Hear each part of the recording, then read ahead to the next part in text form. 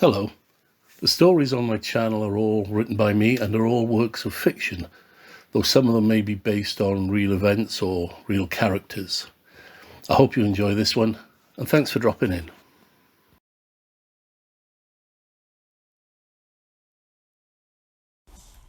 Jack, a short story by Kevin M. Some say confession is good for the soul. But what if you have no soul? What if it was ripped out at the same time she tore out your heart? What if the humiliation felt as a result of her odious act had replaced it with pure malevolence? If that is the case, then that, had I ever been caught, would have been the case for my defense. Had I ever been caught.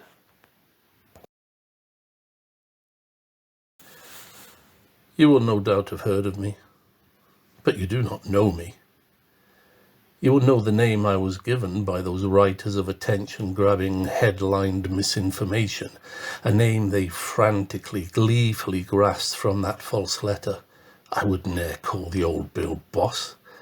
And I must add, ne'er has such a cognomen been so inapt, so poorly apportioned as to associate my artistic culling with the frantic slashing and ripping of the common murderer. But as I said, you do not know me. Indeed, you are at a loss even as to how to spell my name when you desperately guess at it. You are not convinced as to when I was born or even where that inconspicuous event occurred. Again, indeed, there is very little about me that you are convinced about. Above all, you do not know why I did what I done, Gav, though you fawn over my deeds as you desperately look for some kind of self-perceived notoriety in being the one to finally determine me, perhaps living out my acts vicariously for your own morbid, perhaps sexual gratification. You feebly analyze the mind of such a demon, your words, not mine, to try and identify me. But it all comes down to speculation, guesswork, a desperate need to understand who and why, to understand what makes one man, me, so superiorly different to you. But you still don't know. You lay credit for my actions at the feet of many fellows who do not neither deserve the adulation nor possess the fine skills and knowledge, the steadiness of mind, heart and hand when undertaking such a necessary task. Fellows whose names now live eternally due to my handiwork. You offer no recognition to my mentor and inspiration, a moral man of fine standing, and you content yourself with what you call the canonical five, ignoring those poor souls I practiced upon or dispatched elsewhere on my travels. Souls whose names are lost to history, unlike Mary Ann, Mary Jane, Annie, Liz and Kathy, whose names, though I did not know them at the time of snuffing them, will be eternally linked with mine, who you, for now, will still call Jack. Well, let me put your mind at rest. Let me tell you how it was and why I dispatched those undeserving bitches to a better place. It's not a pretty story, but I lived it, I liked it, and it fair fascinates you. So where to begin? I was always a traveller. Perhaps it was inherent in my Irish blood, or perhaps, and more likely, it was a result of my need to rebuild my reputation when those less knowledgeable or accepting insisted on accusing me of false practice and questioning my mind's reason.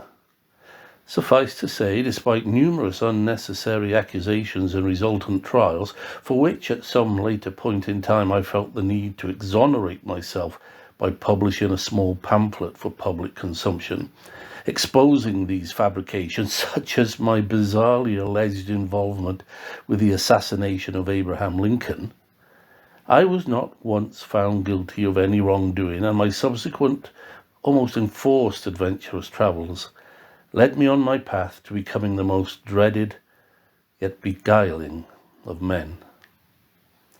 I will not lead you a merry dance like the dauber who knows not how to spell Jews. I will not claim for deeds I did not commit, nor embroider those I did. I will tell you straight. After all, I am an honest man who dished a fair justice on the likes of this world, who rip the heart from a man's chest with their foul, promiscuous, deceitful ways, to honour and obey. Where was her honour, she who, after making such solemn vows to me, shared herself with any man with a penny to spare? Shared that part of her, that part of all women that entice men to their still warm beds. That part does not exist in God's first perfect creation, man. Therefore, that part must be removed to purify them, and the emptiness of their being should be displayed for all to see. I observed Dr. Ezra J. Reynolds at close quarters. You will know him more perhaps as Dr. William C. Lispenard. He was a doctor whom, like myself, was often mislabeled a quack due to his lack of formal qualifications and, perhaps, because of his penchant for distributing certain reading materials of such an adult nature. He was, I should say, more articulate with his blade than with his writings, though his private medical guide and its descriptions of bleat and stricture, as well as his essays on self-abuse and sensualism, and, I must add, his sharing of knowledge of the physiological mysteries of both the male and especially the female of our species, was such a work of art as should be seen as medical scripture in those days past. He, like myself in years to come, despite the fact he too had taken a wife, was, in my knowledgeable opinion, more drawn to the male body and mind for certain affections, albeit the female body would equally satisfy certain of our physical lustings. This readiness to achieve certain satisfactions with either sex is somewhat frowned upon by the ignorant majority, but to us, and those like us, it is quite at one with nature. It was whilst in his brief employ that I began my collection, a collection that both helped hone my ability to remove such items from the female body and temporarily quelled my ever-surging need to do so. Only once, in a peak of frustrated internal rage at being pushed as to why I did not invite women to a dinner party I had arranged, did I share this collection. It was with one Colonel Dunham, another whose name lives on merely because of his association with me. Colonel Dunham and his colleagues. Why I should have to justify my reasons to not invite such cattle to my own soiree, and then further justify them by having to educate men of such standing as to the irrationality of man's natural need for female association, does not itself, I feel, deserve explanation. But felt it, I did. His expression of repulsion evinced his lack of understanding as to the value of my work and my collection. I returned the displayed jars of uteri to their shelves and closed the panel doors on them. Ne'er again would I share such fine art. In the following years, as a partial consequence of my hounding, I travelled extensively, from the US to England, on to Berlin and back to England again, to Liverpool, where I grew acquainted with, among many tempting others, one Sir Henry Hall Caine, a man who shared my admiration of and interest in other men. I felt at ease with him, settled. For 2 years I felt. But in 1876, for reasons contrary to my feelings, I was compelled to move on. From Liverpool, I returned to New York, and after journeying through the US, Europe, and back to the US again for several years, I found myself in June 1888 returned to Liverpool. Again, I faced accusations of illegal dalliances with young men, though the reason for said illegality be ill-considered. And though Liverpool was such to my liking, I journeyed to London, a place, I found, where a man could make a name for himself.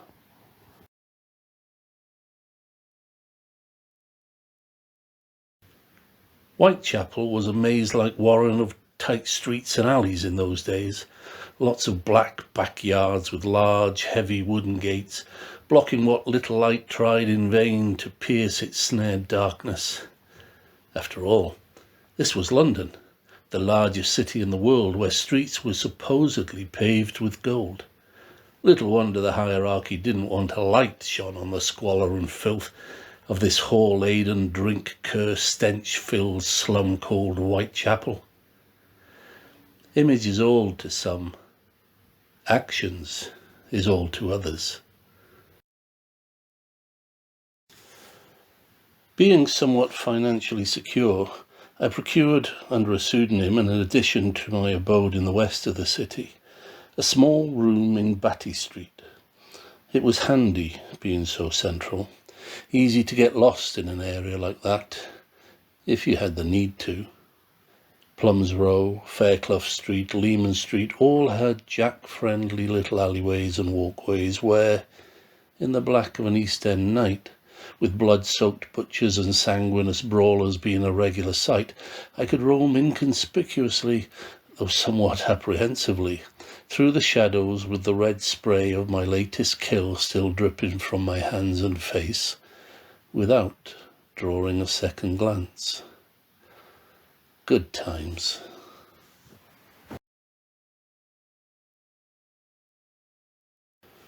The thing about that part of London in those glorious days was that it was easy to engage the services of a whore. Sleeping on a flea-infested bed for the price of fourpence was a lot more appealing than a twopenny hangover, and with so many whores consorting with so many men on so many street corners, it was not difficult to go unnoticed. It also had the added benefit that should one be witnessed engaging with a soon-to-be corpse, said witness could easily confuse that sighting with any number of punters the doxy had done business with that day. I sliced my first on a Friday. She was deserving of it. She stunk of gin, consumed for the best part of that day at Ye Frying Pan Pub, where I first saw her stumble from, and she was known for easy, inexpensive pleasures, not that I settled our agreement with coin. I followed her, at not too great a distance, to a lodging-place on Thrall Street. It would have been fine to have her settle alone there so I could savour the first of the 5. Sadly, it was not to be.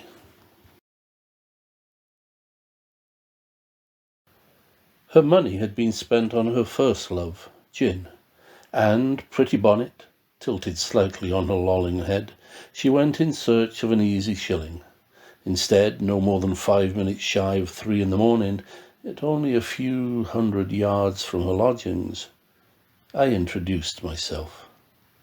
I have to admit, I was overly keen to help her passing, too keen to dispatch the whore. I offered to fix her pretty bonnet, as she referred to it, and standing behind her to avoid the imminent spray, I tilted her head gently back and drew my blade swiftly and deeply across her throat. From just under her left ear to the right of her neck, there would be no screams heard tonight. In truth, I stepped back excitedly from her still twitching body and stricken stare to suck in the night air and steady my heart. My mind, suddenly calmed from the racing pleasure that first slice had delivered, came into urgent focus. I had work to do. Laying her body into the darkness, I began to ready her. The tentative stabs became more intense, as did the pleasure. The opening of the bowel and the removing the organs was performed with the precision of the most renowned surgeon. For some reason, once my freeing of her sins was complete, I felt the need to loosely redress her. Such was my propriety. You know, there was an added, though somewhat lesser, pleasure to be gained from sliding from the shadows and mingling with the gathering crowd once her body had been discovered. Being witness to so many horrified expressions and stupefied whisperings amongst the not-so-muted retchings quite filled one with a small degree of amour-propre.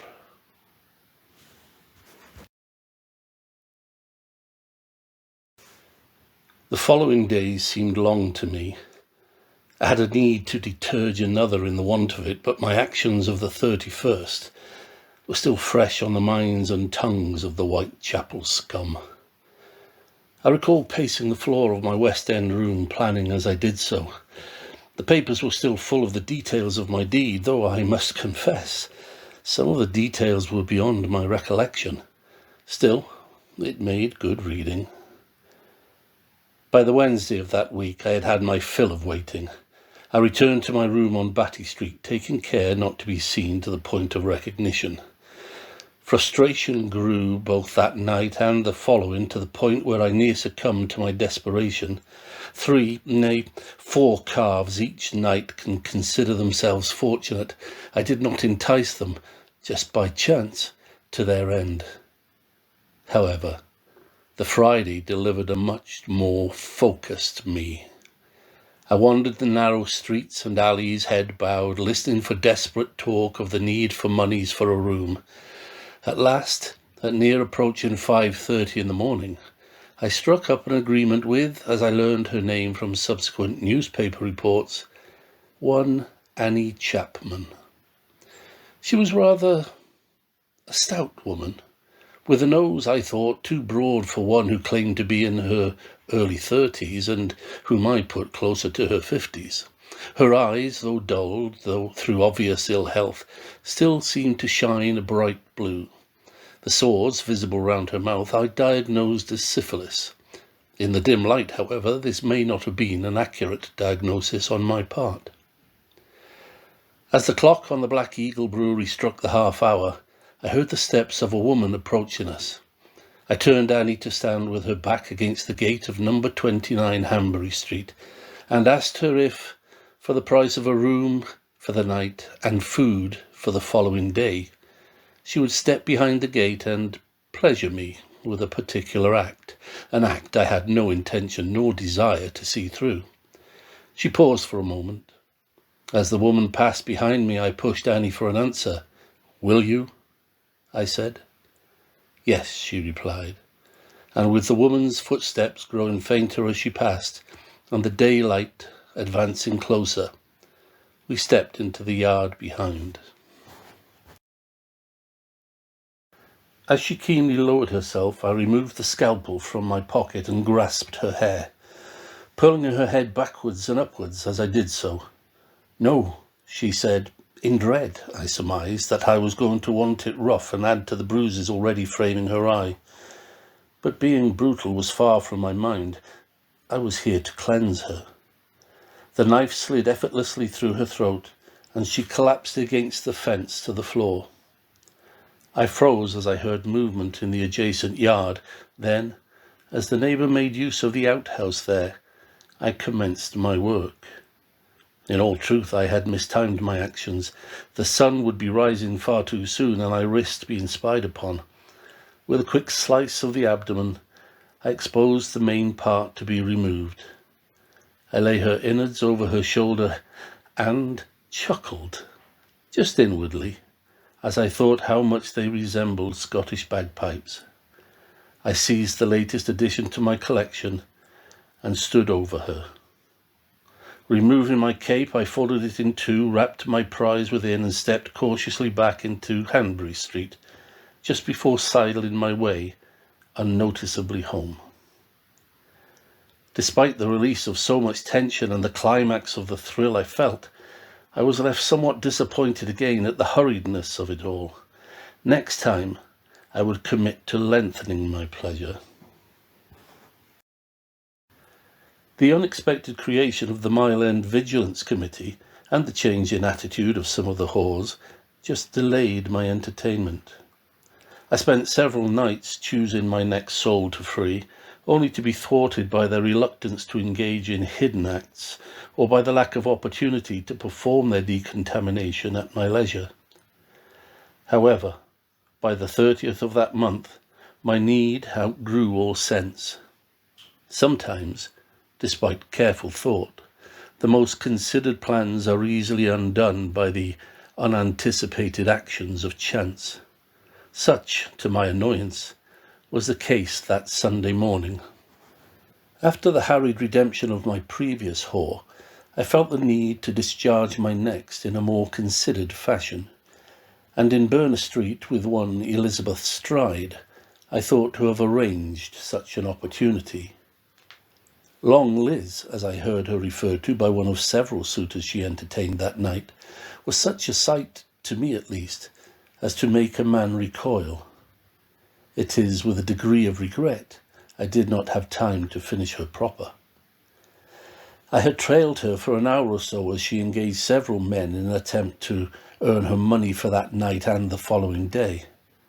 I first noticed her with a rather well-dressed gentleman, sporting a bowler hat indeed, though I later read reference to it as a billycock, outside the Bricklayers Arms public house.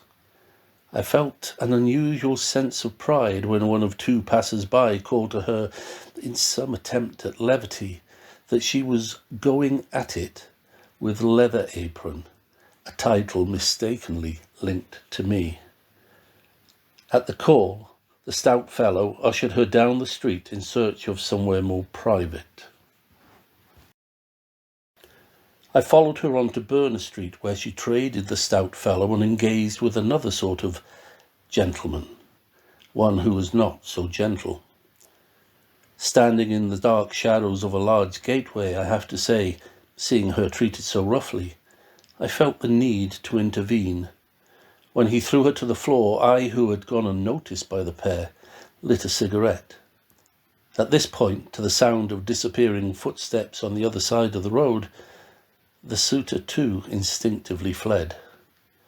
Helping her to her feet, I suggested she step into the darkness of Dupfield's yard to avoid him should he come back to search for her. She willingly did so, and I willingly took my chance, slicing her neck, as was now my established style, with considerable depth from left to right. Had it not been for the disturbance of an approaching horse and cart, I would have done her proud.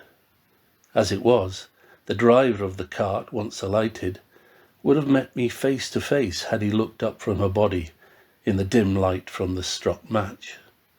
Of course, had he done so, I would have been compelled to dispatch him too. But such was his luck that night. He did not. I recall the frustration I felt after the driver fled to seek help, as I left my business behind. Still, this was Whitechapel, and there were cattle aplenty to save. In Mitre Square, with, I admit, a degree of bloodlust and an urge to complete my night's work, made all the harder by the spread in panic Stride was causing, I came upon a rather jolly fille de joie, craving my attention. Though she seemed in somewhat of a hurry, she said she had time for me, and in the comfort of that cloak of darkness, mere steps from the cobbled street, I had time enough for her. My work was a little vigorous, if truth be told, and some of it not to standard, but the task was accomplished and a warm souvenir removed. I splayed her out for all the world to see her now restored body. I'd been forced to resculpture her face as she stubbornly stared at me while I, somewhat hurriedly, went about my business. Being watched while you work can be quite off-putting. I was a little disturbed by the leaking of the contents of her bowl as I placed it over her right shoulder. The stench was likely to draw unwanted attention of any passers-by, and I was inclined to press on. So, after no more than 20 minutes with my second, slowly cooling friend of the evening, I rose from my knees, admired the craftsmanship below me, and sidled stealthily home. Suffice to say, despite the satisfaction of saving 2 souls that night, I was still in need of something special to satisfy me fully.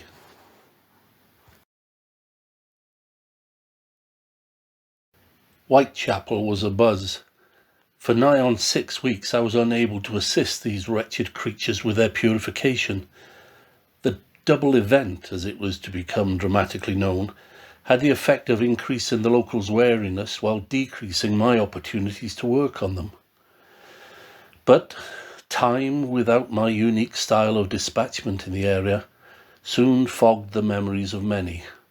Through need, they returned to their customary ways. However, much to my chagrin, there was a swell of opinion that Jack was an American, and that made my everyday life, as well as my nightlife, extremely delicate, awkward, if you will. Indeed, and it transpired to be true only a week later, I felt at times as if I were being followed. Still, mine was such an essential undertaking to be gotten on with that I pressed ahead with caution.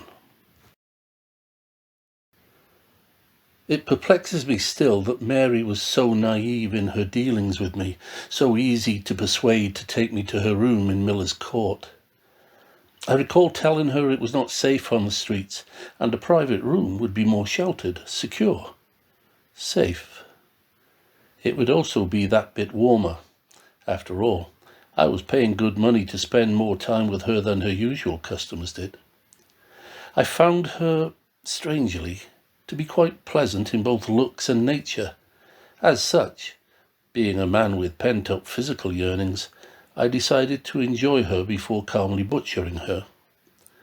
I would estimate we entered her room at about 2 in the morning. It was rather small and in need of some attention, but it was sufficient for both my needs.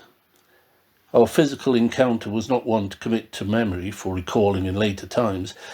There was little participation on her behalf other than to whisper foul moans of delight and money-making encouragement in order to hasten my omission.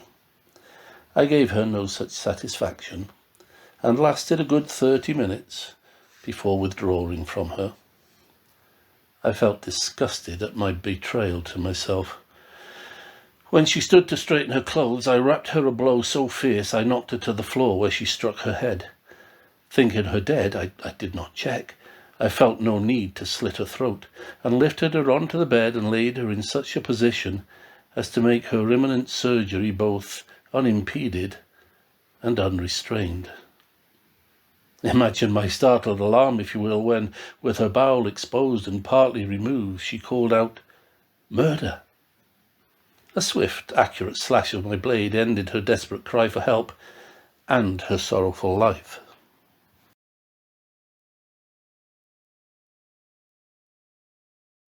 I paused for a while, anxiously prepared to bolt into the darkness should help arrive. It didn't, and without further interruption, I continued my work. As for the controlled ferocity and displaying of my work, they need no detailing here. All you need know is it was an exquisite work of art. I had finished relieving her of her sins by the time the blood ceased flowing through her bedding. I was, for the first time since I came to London, completely sated. After washing myself at the basin behind the bed, I took in one last look at, but not the last visualization of, Mary in her new form. Then, discreetly checking the passage was clear, I disappeared into the safe haven of Whitechapel's back streets.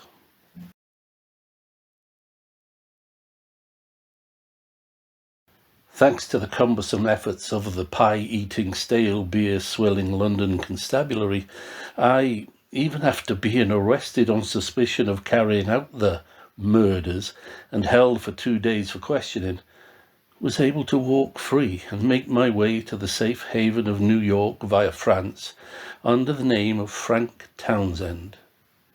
Slipping the net was easy, but staying free of it meant I had to cease my practice of freeing lost souls. I was followed closely wherever I went, and in an effort to clear my name of the accusations that accompanied that following, gave an interview to a newspaper desperate for the sales such a story would create. I have to say, I was convincing in both my denial and my explanation. It irked me somewhat that I was unable to continue my acts of cleansing in following years, but I contented myself with the knowledge that I had created the baton that others would, from time to time, pick up and run with. My name, undeservedly, has gone down in infamy, though, till now, you only knew me as Jack. Till we meet again, Dr. Francis Tumulty.